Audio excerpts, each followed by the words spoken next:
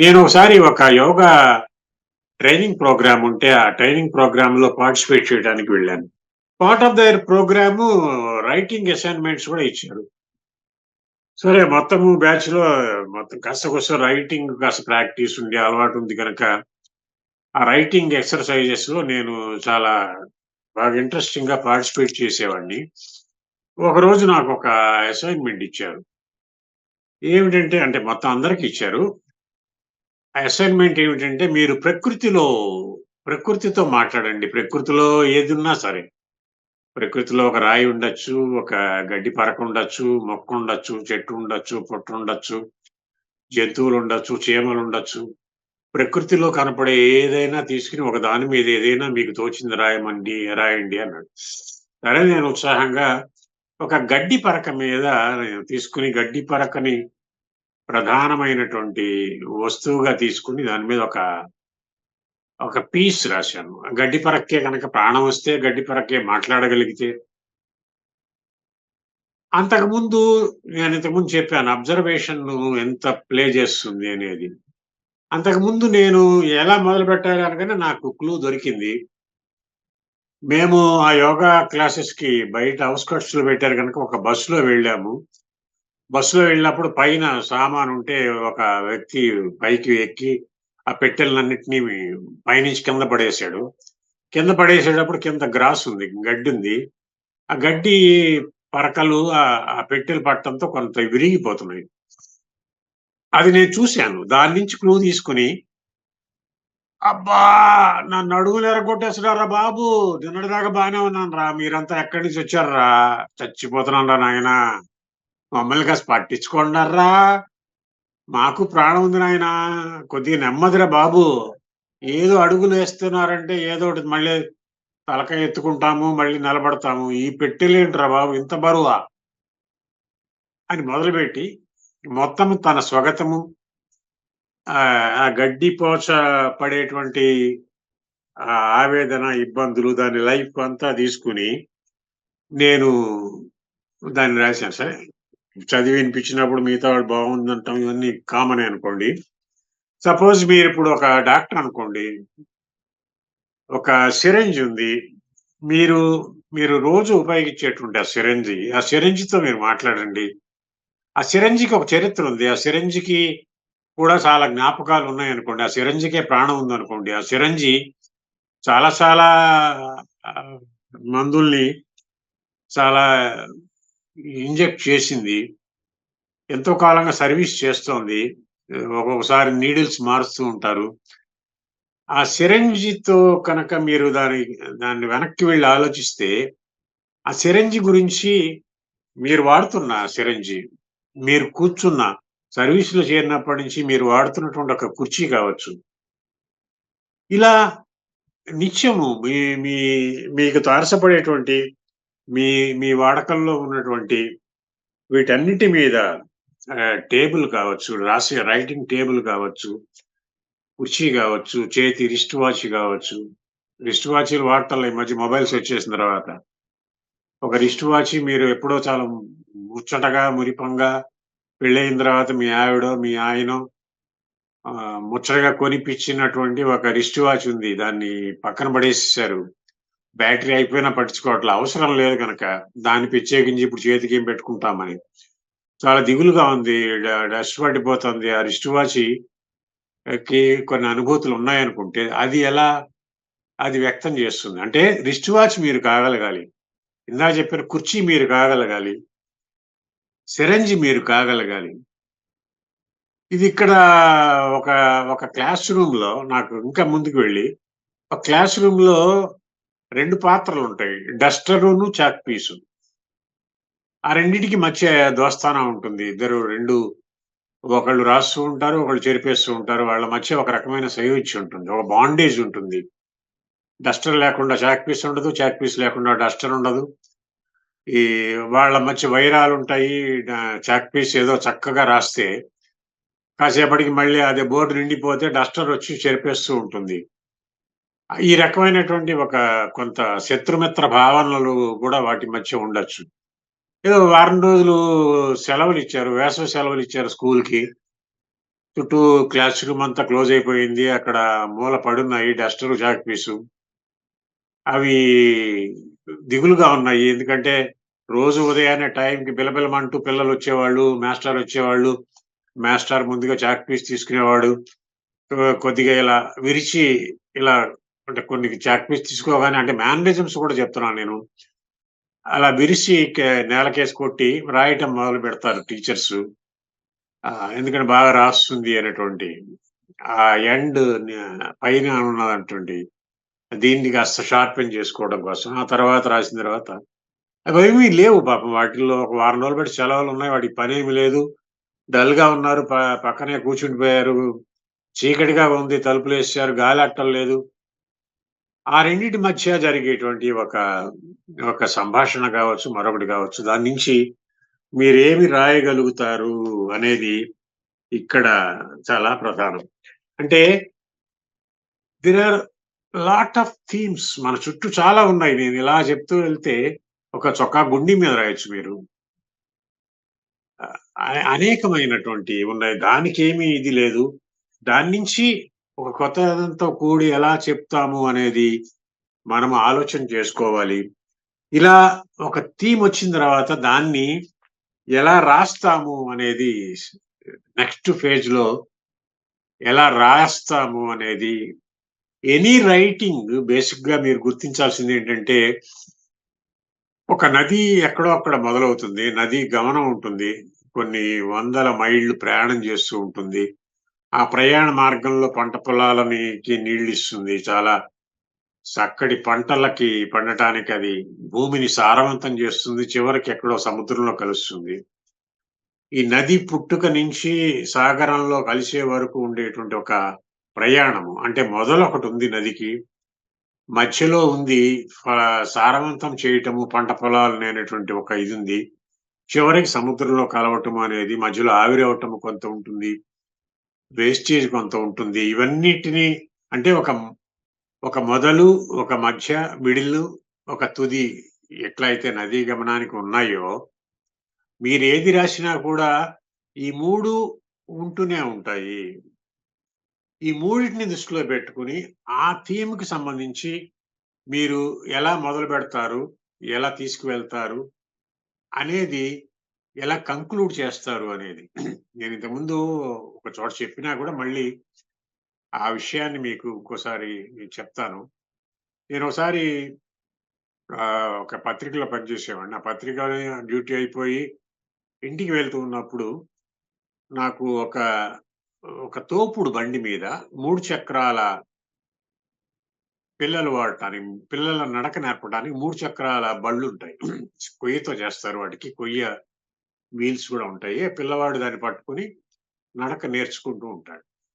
అలాంటి బళ్ళు అమ్మేటువంటి ఒక వ్యాపారి తోపుడు బండి మీద వెళ్తున్నాడు.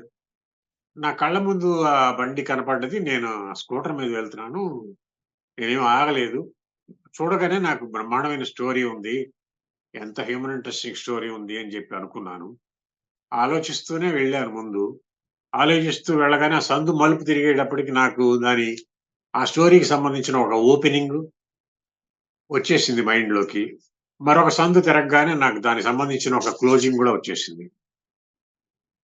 అంటే ఏమి మాట్లాడకపోయినా గూడా దాని మీద మన ఆలోచన చేసుకున్నప్పుడు ఒక ఓపెనింగ్ ఉంది. ఒక క్లోజింగ్ ఉంది.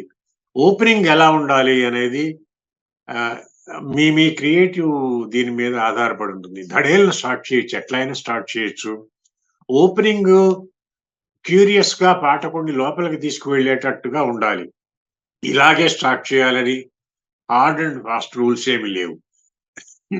క్లోజింగ్ ఎప్పుడు గూడా క్లోజ్ చేసిన దగ్గర నుంచి ఆ రీడర్‌ని గాని, ప్రేక్షకుడిని గాని హాంట్ చేయాలి, వెన్నాడాలి.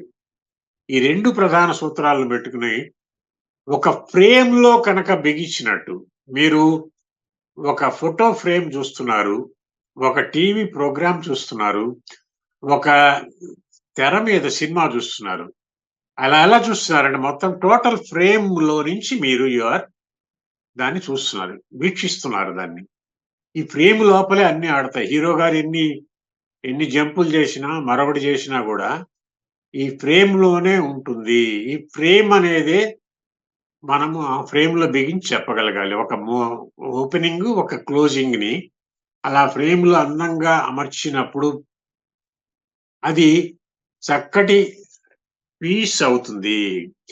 కనుక దీనికి సంబంధించిన ఒక రచన ప్రణాళిక వేసుకోవాలంటే, మీరు ఒక టెక్ట్ కావాలి. ఆర్కిటెక్ట్ ఏం చేస్తాడంటే ఇంటి ప్లాన్ గీస్తాడు.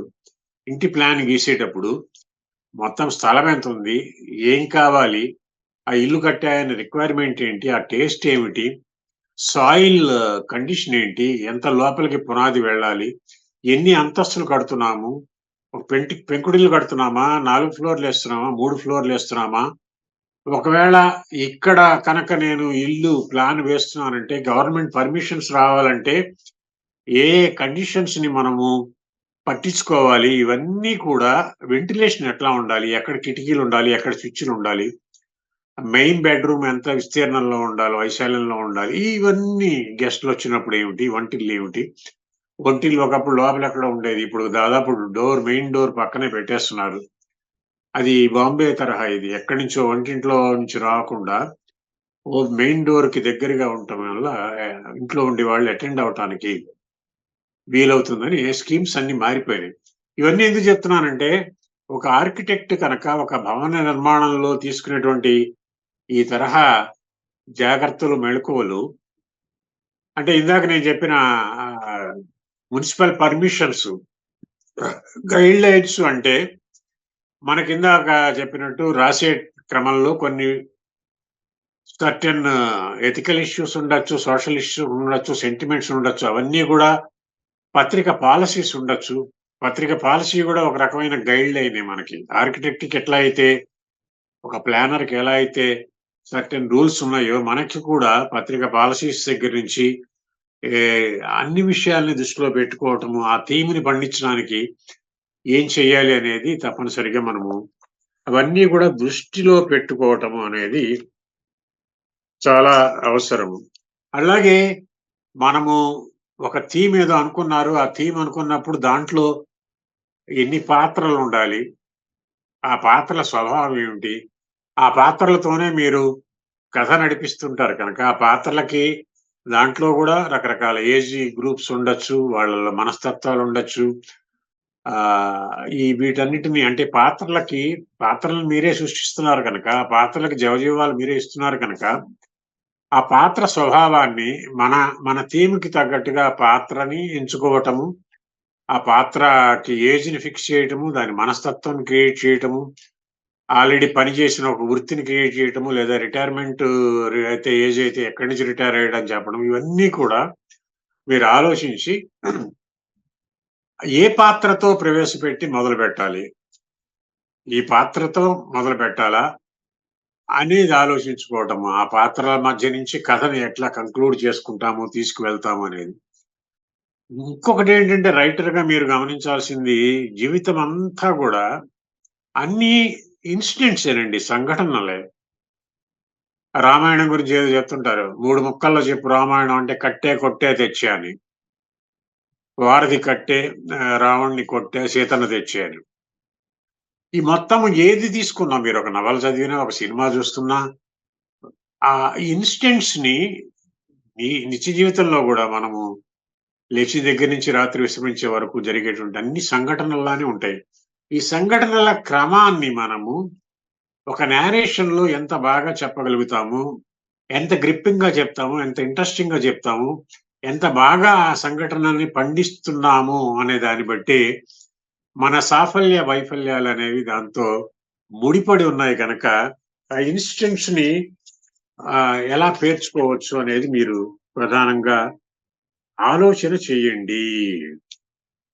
తర్వాత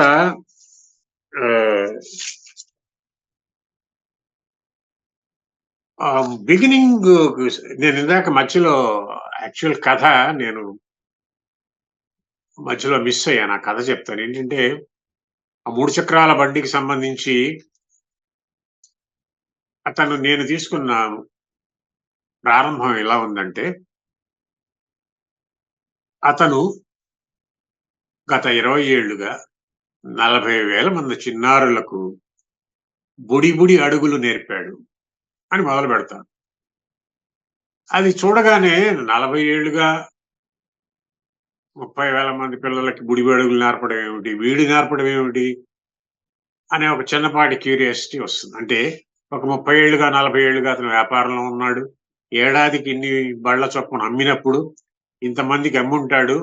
అంతమంది ఇంటూ అంతమందికి నడక నేర్పించినట్టు ఇతను అమ్మిన బండి ద్వారా అని ఒక, ఒక రకమైన అంచనాకొచ్చి అతనితో మాట్లాడినప్పుడు ఇవన్నీ మాట్లాడితే ఒక రూపంలో మనకి సమాచారం వస్తుంది. ఆ రూపంలో వచ్చిన సమాచారాన్ని ఎలా కాంక్రిటైజ్ చేస్తాము అనేది. మాట్లాడినప్పుడు ఏదో చిన్నప్పటి నుంచి మా అయ్యతో పాటే నేను ఈ వ్యాపారంలో ఉన్నానయ్యా అని మొదలుపెట్టొచ్చు. మీ అయ్యకి ఎన్నేళ్ళు 60 ఏళ్ళెప్పుడో పోయాడయ్యా అని ఇలా మొదలుపెట్టినప్పుడు అతని అనుభవాన్ని లెక్కేసుకోవాలి. ఇతను సొంతంగా వృత్తిలోకొచ్చిన తర్వాత ఏడాదికి ఇన్ని బళ్ళమ్మాడు. నెలకి ఎన్ని బళ్ళమ్ముతున్నాడు. అలాగే దీనికి బళ్ళకి డిమాండ్ ఉండే సీజన్ ఏమైనా ఉందా? అంటే పిల్లలు ఒక నడక వయసుకి రావటానికి కూడా ఏదైనా ఒక ఇది వస్తుందా? సీజన్ లాంటిదేమన్నా ఉంటుందా? సీజన్ అంటే ఏదైనా మళ్ళీ ఒక పర్టిక్యులర్ పీరియడ్‌లోనే తల్లులు గర్భాలు దాలుస్తూ ఉంటారా? ఇంత ఆలోచన చేసినప్పుడు ఎన్ని బళ్ళు అమ్మాడు అనేది లెక్కేసుకొని ఒక బిగినింగ్ అలా ముందుకు వెళ్ళినప్పుడు నాకు ఇందాక చెప్పాను నేను. క్లోజింగ్ ఎప్పుడు గూడా చాలా అక్కడి నుంచి ఆలోచించడము మొదలుపెట్టాలి. నేనేదో ఒక ప్రశ్న అడుగుతాను.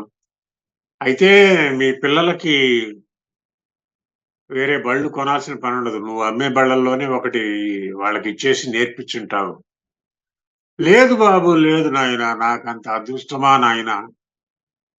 మా పిల్లలున్నారు గానండి. వాళ్ళిద్దరికీ పోలియో బాబు. వాళ్ళు నడవలేరు బాబు. బళ్ళున్నా ఉపయోగమేముంది బాబు నాకు అంటూ విషాదంగా ముగించొచ్చు. ఒకవేళ అదే నిజమయుంటే. అంటే అక్కడ 30,000 మంది, 40,000 మంది చిన్నారులకి నడకలు నేర్పిన ఒక ఆసామి, ఒక వ్యాపారి తన బిడ్డలకి మాత్రము ఆ బళ్ళతో ఏం ఉపయోగం లేకుండా పోయింది. ఇది క్లోజ్ చేసుకున్నప్పుడు కొద్దిగా ఎక్కడ చూసినా కొద్దిగా దివ్యాంగుడెవరైనా కనపడ్డప్పుడు మీ స్టోరీ గుర్తొస్తుంది పాఠకుడికి. ఆ స్టోరీ గుర్తొచ్చి ఎక్కడో మనసులో కలుక్కుమంటుంది. దానికి సంబంధించి పోలియోలు ఇప్పుడు లేవనుకోండి. జీరో ఇదంటున్నారు. కానీ ఏదైనా ఒక రకమైనటువంటి ఫిజికల్ డిఫార్మిటీ ఏదన్నా చూసినప్పుడు దాని నుంచి మన మన స్టోరీ గుర్తు రావటం అనేది అంతకు మించిన ఒక ఫలప్రదమైనటువంటి ఇది మరొకటుండదు. సో, రచన రాయటానికి సంబంధించి మొదలుపెట్టడానికి సంబంధించిన మొదటిదేమిటంటే ప్రధానంగా నేచురల్ సీక్వెన్సింగ్ అనేది ఆలోచన పెట్టుకోండి. మీరు రోజు చేసే పనిలో ఒక నేచురల్ సీక్వెన్సింగ్ ఉంటుంది. రోజు, వారం, నెల, ఒక ఏడాది అట్లాగే జీవితంలో బాల్యము, కౌమారం, యవ్వనము, వృద్ధాప్యం, పెళ్లి, గృహస్థాశ్రమాలు ఇవన్నీ చూసుకున్నప్పుడు గూడా డిఫరెంట్ ఏజెస్‌లో డిఫరెంట్ ప్యాటర్న్స్ ఆఫ్ లైఫ్ ఉంటుంది. ఒక జీవితంలో గావచ్చు, ఒక రోజువారీ చేసే దీంట్లో గావచ్చు, ఒక క్రోనలాజికల్ ఆర్డర్ అనేది ఉంటుంది. ఎవరి గురించైనా చెప్పేటప్పుడు జనరల్‌గా బ్రాడ్‌గా ఈ క్రోనలాజికల్ ఆర్డర్‌ని దృష్టిలో పెట్టుకుంటే ఏమవుతుందంటే, సాఫీగా మన కథా గమనాన్ని నడపటానికి వీలుంటుంది. అసలు ముందు మీరేది రాస్తున్నా గాని దీని ఆర్డర్ ఏంటి? ఇది ఎక్కడ మొదలైంది? దీని తర్వాత ఎలా ఇవాల్యూట్ అవుతూ వస్తుంది అనేది ఒక రఫ్ స్కెచ్ వేసుకోండి. క్రోనలాజికల్ ఆర్డర్ వల్ల ఏమిటంటే గందరగోళం లేకుండా పాఠకుడు హాయిగా ఒకదాని తర్వాత ఒకటి చదువుకుంటూ అందుకనే చాలా లైఫ్ హిస్టరీస్ కావచ్చు, ఆటోబయోగ్రఫీస్‌లో మీరు గమనించినట్టయితే ఆ బయోగ్రఫీస్ చాప్టరైజేషన్ చూస్తే క్రోనలాజికల్ ఆర్డర్‌లోనే ఉంటాయి. బాల్యం, విద్యాభ్యాసం అంటాడు. బాల్యంతో మొదలుపెట్టి తర్వాత విద్యాభ్యాసము, తర్వాత ఉన్నత చదువులు, తర్వాత మ్యారేజ్, జీవితంలో స్థిరపడటము, ఉద్యోగంలో రాజకీయాలు ఇలా తన ఆలోచనలో వచ్చిన మార్పులు ఇలా తీసుకుంటూ ఒక ఆర్డర్‌లో రాయటం అనేది ఒక అడ్వాంటేజ్. కాతే కొన్ని సందర్భాలు ఏమవుతుందంటే, ఆ ఆర్డర్‌ని భంగం చేస్తూ కూడా మీరు దాన్ని వెనక నుంచి కూడా రావచ్చు. రిటైర్మెంట్ లైఫ్ నుంచి వెనక్కి రావచ్చు. అలా చేసేటప్పుడు క్రోనాలజీనే పాటించాలని ఏమి లేదు. ఒక్కొక్కసారి జంప్ చేయొచ్చు. పాత విషయాన్ని కొత్త విషయాలు ముందు చెప్పి తర్వాత పాత విషయాలు జోడించొచ్చు. అయితే అలా చేసే క్రమంలో ఆ రెండిటికి మధ్య ఒక లింక్ అనేది పాఠకుడికి గందరగోళం లేకుండా ఒక లింక్‌ని ఏర్పరచటం అనేది చాలా అవసరం. నిజానికి ఎ మీరు మీ బాల్యంలోనో, మీ చిన్నతనాల్లోనో మరొకటో ఏదైనా జరిగినప్పుడు దాన్ని గుర్తుపెట్టుకోవటం గూడా నిజంగా జరిగిన క్రమంలో ఏది గుర్తుపెట్టుకోరు. ఒక ఇన్సిడెంట్ తాలూకు అనుభవము మీ మీద వేసిన ముద్ర కారణంగానే దాన్ని గుర్తుపెట్టుకుంటారు. ఒకటేదో ఒక పరీక్షలో ఫెయిల్ అయ్యారు. ఒక సబ్జెక్ట్‌లో ఏదో పోయినయి. ఆ ఇన్సిడెంట్ మీకు గుర్తుంటుంది. ఎలా గుర్తుంటుంది అంటే, ఆ ఫెయిల్యూర్ మిగిల్చిన బాధ ఉంది చూసారా? ఆ బాధ నుంచి దాన్ని చూస్తారు. సో, మిమ్మల్ని కనెక్ట్ చేస్తుందేంటంటే, నిజంగా మీరు ఆ క్రమానికంటే కూడా, అక్కడ మీరు దాన్ని ఎలా గుర్తుందనేది మీరు డామినెంట్‌గా ఉంటుంది. తర్వాత నుంచి దాని నుంచే పికప్ చేసుకుంటూ ఉంటారు కనుక, క్రోనాలజీ పాటిస్తున్నామని చెప్పినా కూడా, ఒక్కొక్కసారి అది మనం ఎలా గుర్తుపెట్టుకున్నామనే దాన్ని బట్టే మన తెర ముందుకొస్తుంది గనక, ఈ క్రోనాలజీని మీరు ప్రధానంగా దృష్టిలో పెట్టుకోండి. అలాగే రెండోదేంటంటే, సీన్‌ని క్రియేట్ చేయటం. ఏదైనా అక్కడున్న వాతావరణాన్ని క్రియేట్ చేస్తూ ఆ సీన్ లోపల నుంచి కథలోకి లేదా ఇతరత్ర విషయాల్లోకి వెళ్ళటానికి ఒక సీన్‌తో మొదలుపెట్టొచ్చు. ఒక ఉదాహరణ మీకు చెప్తే, కేంద్ర సాహిత్య అకాడమీ పురస్కారం పొందింది ఈ మధ్య ఒక కథా సంపుటి. దాని పేరు 'రామేశ్వరం కాకులు'. తల్లావజ్జల పతంజలి శాస్త్రి గారు రాశారు. ఆ సంపుటిలోని మొదటి కథే 'రామేశ్వరం కాకులు'. దాన్ని ఎలా మొదలుపెట్టాడో, ఎలా సినిక్ ప్రెజెంటేషన్ ఉందో చూడండి. వెనక వైపు 2 వేప చెట్లు పెరడంతా నీడ పెడతాయి. ఆ 2 చెట్ల నీడలో వానల్లో, ఎండల్లో, చలిలో క్షేమంగా ఉంటుంది పోలీస్ స్టేషన్.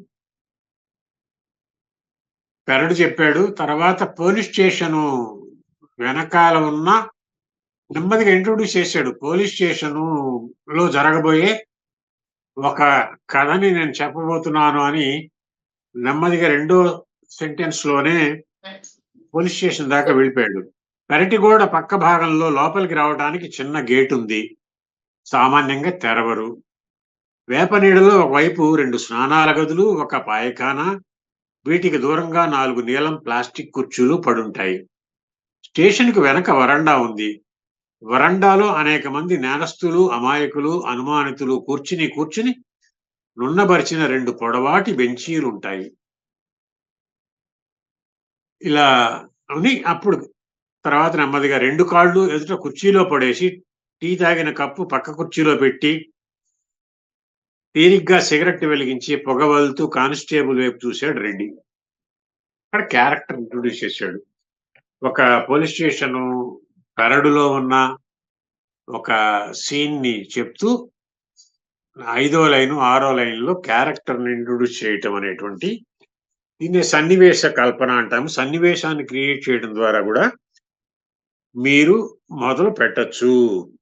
రెండోది సందర్భాన్ని బట్టి అది ప్రశ్నల్ని జనరేట్ చేసి, ప్రశ్నలతో మొదలుపెట్టి, పాఠకుడిలో ఒక ఆలోచనను రేకెత్తించి, క్యూరియాసిటీని క్రియేట్ చేయడానికి కూడా ఒక స్కోప్ ఉంది. నేను మొన్న ఒక పుస్తకాన్ని ఏదో ఒక పరిచయం రాశాను ఒక పత్రికలో. ఆ పరిచయానికి సంబంధించిన ఎత్తుగడని ఇలా రాశాను. అన్ని క్వెషన్స్‌తోనే రాశా. గమ్యం అదే అయినా, గమనం ఎలా సాగింది? లక్ష్యం అదే అయినా పయనించిన దారులు ఏమిటి? చేరుకున్న తీరాలేమిటి? చివరికి చిట్టాలో మిగిలిందేమిటి? నిగ్గు తేలిన నిజాలేమిటి? అన్ని 4, 5, 6 క్వెషన్స్ పెట్టుకొని, ఆ తర్వాత నుంచి అసలు విషయంలోకి నేను వెళ్ళటం అనేది జరిగింది. అంటే గమనించండి సందర్భాన్ని బట్టి క్వెషన్స్ కేంద్ర ప్రభుత్వం తీసుకున్న ఈ నిర్ణయం ఫలితాలు ఎలా ఉండబోతున్నాయి?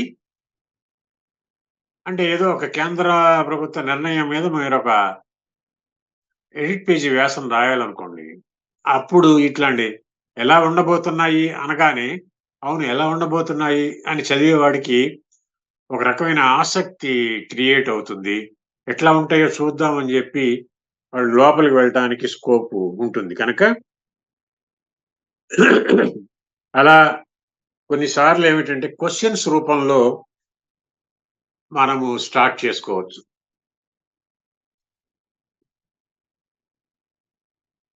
కొన్ని సందర్భాల్లో అసలు విషయం ముందు చెప్పకుండా కొంత నాన్చుడు ధోరణితో డిలే చేస్తూ కూడా మనం బిగిన్ చేయొచ్చు. మీనాక్షి పొద్దునుంచి కాలుగాలిన పిల్లిలా తిరుగుతోంది. ఏ ఒక్క పని సరిగ్గా చేయలేకపోతుంది. ఏ ఒక్క ఆలోచన కుదురుగా సాగటం లేదు. ఇది ఇలా మొదలుపెట్టామనుకోండి, ఏమైంది పాపం మీనాక్షికి? ఎందుకు మార్నింగ్ నుంచి అట్లా ఉంది? అసలేంటి? ఆవిడకొచ్చిన సమస్యేంటి? అని కనెక్ట్ అవ్వటానికి మనకి మొన్నొక సినిమా చూశాను. సినిమాలో 'హనుమాన్' అనుకుంటా దాని పేరు. మొత్తము సినిమా ఎలా ఓపెన్ చేశాడంటే విలన్ చిన్నప్పుడు పిల్లవాడిగా ఉంటాడు. వాడు సూపర్ మ్యాన్ కావాలనుకుంటాడు. సూపర్ మ్యాన్ అంటే కావటం కోసం వాడు తల్లిదండ్రులను గూడా ఓసారి కాదంటే వాళ్ళని గదిలో పెట్టేసి, ఆ ఇంటికి నిప్పు పెట్టేస్తాడు. అంతటి దీన్ని క్రూరత్వం అనేది ఆ పిల్లవాడి నుంచే ఉంటుంది వాడిలో. వాడు చివరి దాకా గూడా వాడు మెయిన్ సూపర్ మ్యాన్ తనను మించిన వాడెవడు ఉండకూడదు అనేటువంటి ఒక క్యారెక్టర్‌ని ఎస్టాబ్లిష్ చేయడం కోసం విలన్ ద్వారా ఆ సినిమా ఓపెన్ అవుతుంది. ఆ తర్వాత హీరో ఇంట్రడక్షన్ ఇవన్నీ ఉంటాయి. అంటే ప్రతి సినిమా అంటే అక్కడ పాత్రని దేని ద్వారా ప్రవేశపెట్టాడు అనేది మీరు గమనించండి. హీరోతోనే మొదలుపెట్టక్కర్లా, హీరోయిన్‌తోనే మొదలుపెట్టక్కర్లా. విలన్‌తో మొదలుపెట్టి కూడా కథని ఎస్టాబ్లిష్ చేసుకొని, ఆ విలన్ ఎలా ఉన్నాడు? వాడి మనస్తత్వం ఏంటి? వాడి జీవితాశయం ఏమిటి? వాడి పట్టుదల పూనితే వాడెంత నిర్దయగా ఉంటాడు? ఎలా ముందుకు వెళ్తాడు? ఇవన్నీ ఎస్టాబ్లిష్ చేసుకుంటూ తర్వాత కథని అన్‌ఫోల్డ్ చేస్తూ వచ్చాడు. మీరు కూడా గమనించినప్పుడు ఒక సినిమాకి వెళ్ళినా, ఒక టీవీలో సీరియల్ చూస్తున్నా, ఒక చిన్న కథ చదువుతున్నా, ఒక పోయెమ్ చదువుతున్నా ఎలా ఎత్తుకున్నాడు. ఎత్తు కూడా ఎలా ఉంది? అలాగే ఎందుకు తీసుకున్నాడు? దాని వెనకాల జస్టిఫికేషన్ ఏమైనా ఉందా? నేనే కనుక ఆ థీమ్‌తో కనుక రాస్తే నేనెలా అయితే ఇంకా ఇన్నోవేటివ్‌గా ఎట్ట రాస్తాను? ఇంతకంటే డిఫరెంట్‌గా నేనేమన్నా ప్లాన్ చేయగలుగుతానా? ఈ ఈ అబ్జర్వేషన్ అనేది ఆ స్కిల్స్‌ని మీరు పెంచుకోవడం గూడా అవసరం. సో, ఒక్కోసారి క్వెషన్స్‌తో అడగొచ్చు. ఒక సీనిక్ ప్రెజెంటేషన్ ద్వారా చెప్పొచ్చు. అసలు విషయాన్ని డిలే చేస్తూ సస్పెన్స్‌ని క్రియేట్ చేస్తూ కూడా మీరు రాయొచ్చు. ఇది కాకుండా గూడా సంభాషణతో కూడా కథనాన్ని మొదలుపెట్టొచ్చు. ఆ సంభాషణ గమనించండి. "అరేయ్! జగన్నాథం ఇంతకీ ఒరేయ్ జగన్నాథం ఇంతకీ వాడొస్తాడంటావా?" గురునాథం తాపీగా చుట్ట కాలుస్తూ అడిగాడు. ఒకే ఒక వాక్యం సంభాషణల్లో ఉంది. "అరేయ్ జగన్నాథం వాడొస్తాడంటావా?" జగన్నాథం అనే ఒక ఫ్రెండ్ పక్కన కూర్చున్నాడు. వాడెవ వాడొస్తాడా అని ఇంకో థర్డ్ పర్సన్ గురించి గురునాథం అడుగుతున్నాడు. గురునాథం చుట్ట కాలుస్తూ అడుగుతున్నాడు అంటే వాడి వయసు చెప్పేస్తున్నాము. పాతకాలపు మనిషి. ఈరోజు చుట్ట తాగుతున్నాడంటేనే అబోవ్ 60 ఉంటాయి.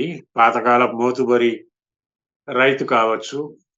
మొదటి వాక్యంలోనే గురునాథం అనేటువంటి వాడి వయస్సు చెప్పకుండానే వయస్సు చెప్పాము. అతని నేపథ్యం చెప్పాము. ఒక చుట్ట ద్వారా. ఒరేయ్! వాడొస్తాడంటావా అని పక్కన ఒక జగన్నాథం అంటే is a is a team leader. పక్కన ఎవరో ఒక నలుగురు మనుషులు వేసుకుని ఒక రింగ్ లీడరు అని చెప్తున్నాము. రాకేం చేస్తాడు? ఇక్కడున్నది అట్టాంటి ఇట్టాంటి మనిషా? జగన్నాథం మాటలతో గురునాథం పొంగిపోయాడు. అంటే వీడు గురునాథం అనేటువంటి క్యారెక్టర్‌ని మరి కాస్త అన్‌ఫోల్డ్ చేసి, అతనేమిటి, అతని మనస్తత్వం ఏంటి, అతని పెద్దరికం ఏమిటి, వ్యవహారం ఏంటి, అతని మాట ఎట్లా చెల్లుబాటవుతుంది, ఆ పక్కన అతని అసిస్టెంట్‌గా ఉన్న అతను అతన్ని ఉబ్బేయడానికి ఏం మాట్లాడుతున్నాడు అని చెప్తూ, అసలు ఆ మూడో క్యారెక్టర్ ఉన్నాడు. వాడొస్తాడా? రాడా? ఎందుకు రావాలి? అప్పుడు అసలు కథలోకి మనం వెళ్తూ ఉంటాం. ఇలా సంభాషణతో గూడా మనము ఒక నేరేషన్‌ని, ఒక కథని మనం తీసుకువెళ్ళొచ్చు. అలాగే నేనోసారి మా మిత్రుడు ఒకాయనున్నాడు. పెద్ద కథకుడాయన. పిఎస్ నారాయణ గారని. ఆయనతో మాట్లాడినప్పుడు హ్మ్. ఆయన కొన్ని టిప్స్ ఇచ్చాడు. ఏమిటంటే, ప్రాబ్లమ్ మీరే క్రియేట్ చేయండి. ప్రాబ్లమ్‌ని క్రియేట్ చేసి దాన్ని సొల్యూషన్ వైపు ఎట్టా నడుస్తారు అనేది ఆలోచన చేస్తే చక్కటి కథకి థీమ్స్ దొరుకుతాయండి అని ఆయన ఒకసారి చెప్పాడు. ఒక ఒక ప్రాబ్లమ్‌ను క్రియేట్ చేసాం. ప్రాబ్లమ్ అంటే అదేదో ప్రపంచం మునిగిపోయే సమస్య గాదు. భార్యాభర్తలు ఇద్దరుంటారు. వాళ్ళు అప్పటికే విడాకులు తీసుకున్నారు. ఎవరి జీవితాలు వాళ్ళు బతికేస్తున్నారు. అలా విడాకులు తీసుకొని ఎవరి మానాన వాళ్ళు బతుకుతున్న ఆ భార్యాభర్తలు అనుకోకుండా ఒకే బోగీలో ప్రయాణం చేస్తూ ఉంటారు. వాళ్ళిద్దరికీ పక్క పక్కనే బెర్తులొచ్చాయి. ఇది, ఇది ప్రాబ్లమ్ అనుకోండి. కథని ఆహ్, స ముందుకు వెళ్ళటానికి ఉండే ఒక ఇంజిన్ అనుకోండి. విడాకులు తీసుకున్న భార్యాభర్తలకి రైల్లో ప్రయాణంలో పక్క పక్కన బెర్తులుంటే, అక్కడి నుంచి ఏం జరుగుతోందో, ఏం జరగచ్చో, ఆ ప్రయాణం ఒక 20 గంటల్లో, 24 గంటల్లో జరిగితే, ఆ 24 గంటల తర్వాత వాళ్ళల్లో ఏ రకమైన ఫీలింగ్స్, భార్యలో ఫీలింగ్స్, ఆ విడాకులిచ్చిన భార్యలో, అలాగే భర్త భర్త మనసులో ఫీలింగ్స్, చివరికి ఏమైనా దాన్ని మనము పాఠకులకి ఆసక్తి గొలిపే ముగింపేమైనా ఇస్తామా? ముగింపులు కూడానండి, నాకు సంబంధించి ఇది వ్యక్తిగతంగా జెప్తున్నాను. పాఠకుడు చాలా తెలివైనవాడు. రచయిత కంటే కూడా చాలా తెలివైనవాడు. మీరు ఒక కథ రాస్తే వాడు 100 కథలు చదివుంటాడు ఆల్రెడీ. మీకు మీ రచనే గొప్పనుకుంటే వాడు 100 మంది కథల గొప్పతనాన్ని చూసుంటాడు. చాలా మంది ఆహ్, అపరాధ పరిశోధక నవలల్లో వాటిని మిస్‌లీడ్ జేస్తుంటారు. కంక్లూజన్‌కొచ్చేటప్పటికి మిస్‌లీడ్ చేసేసి చాలా అమాయకంగా ఉండే ఒక పాత్ర క్రియేట్ జేసి, వాడి మీద ఏమి అనుమానం రాకుండా, చివరి సీన్‌లో వాడే అసలు దోషి అని జెప్పి తేలుస్తుంటారు. దానికోసం ఒకడిని చాలా అనుమానం వచ్చేలాగా ఒక అమాయకుడి మీద ఇంకో ఆధారాలవి చూపిస్తూ కూడా ఒక కథ నడుపుతుంటారు. ఇలా చేయటం ఎంతవరకు రీజనబుల్ అనేది నాకు ఇప్పుడు అనిపిస్తుందేంటంటే, పాఠకుడు చదువుతూ ఈ ముగింపు ఇలా ఉండొచ్చు, వీడు చేసుండొచ్చు అని వాడి ఆలోచనలు సాగుతూ ఉంటాయి. వాడి ఆలోచనని వీటో చేసేసి మీరేదో కొత్తది ముగింపడం వల్ల పాఠకుడిని చాలా సంభ్రమాశ్చర్యాలలోకి నేను నెట్టేశాను అని అనుకోవటం చాలా పొరపాటు. పాఠకుడికి అప్పుడు గ్రాటిఫికేషన్ ఉండదు. ఆ రచనలో తన ఊహ కరెక్టే. నేను రచయిత ఆలోచిస్తున్నట్టే ఆలోచిస్తున్నాను. రచయిత కూడా నా బాణిలో నడిపాడు అన్న ఒక సంతృప్తిని మిగల్చాలంటే, కొన్నిసార్లు పాఠకుడి ఊహకు తగ్గట్టుగానే మీరివ్వగలిగితే, అంటే అన్ని సార్లు అలా చేయమని కాదు గానీ, కొన్నిసార్లు పాఠకుడిని కూడా టేక్ ఇట్ గ్రాంటెడ్. మీరు గూడా అతన్ని కాన్ఫిడెన్స్‌లోకి తీసుకొని, పాఠకుడి విషెస్‌ని కూడా గౌరవిస్తూ ముగింపు ఇవ్వటం అనేది, ఎక్కడ ఎలా ముగిస్తారు, ఎంత సటిల్‌గా ముగిస్తారు అనేది, మీరేమి చివర్లో సందేశాలు ఇవ్వక్కర్లా, ఉపదేశాలు ఇవ్వక్కర్లేదు. అలాగే ఇది ఇలా జరిగుంటుంది అని చెప్పి నిర్ధారణగా కూడా తేల్చక్కర్లా. కొన్ని వేగ్‌గా కూడా వదిలేయొచ్చు. It all depends. మీరేమి రాస్తున్నారు అనే దాన్ని బట్టి డిపెండ్ అవుతుంది గనక, ముగింపుల విషయంలో గూడా కొంత ఏమిటంటే మీరు అధ్యయనం చేయటం ద్వారా మీరు దాన్ని గ్రిప్‌లోకి తెచ్చుకోవడానికి వీలవుతుంది.